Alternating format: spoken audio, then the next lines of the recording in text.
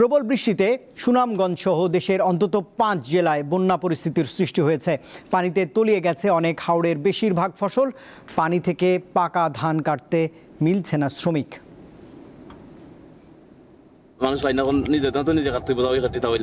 সুনামগঞ্জের দেখার হাওরের কৃষক বশির মিয়া দুদিন আগে জমির ধান কাটার উপযুক্ত হলেও শ্রমিকের অভাবে তা কাটতে পারেননি।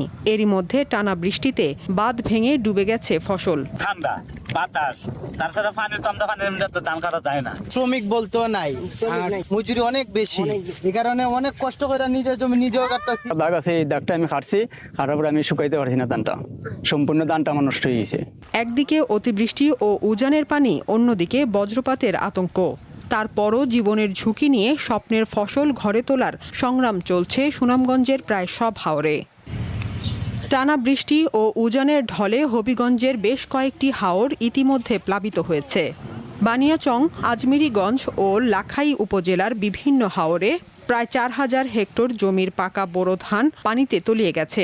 দেখা দিছে, যদি আগামী দিন থেকে দিনগুলো ভালো দেয়, ভগবান আল্লাহ দেয়, তাইলে কৃষকের ধান বাঁচবে।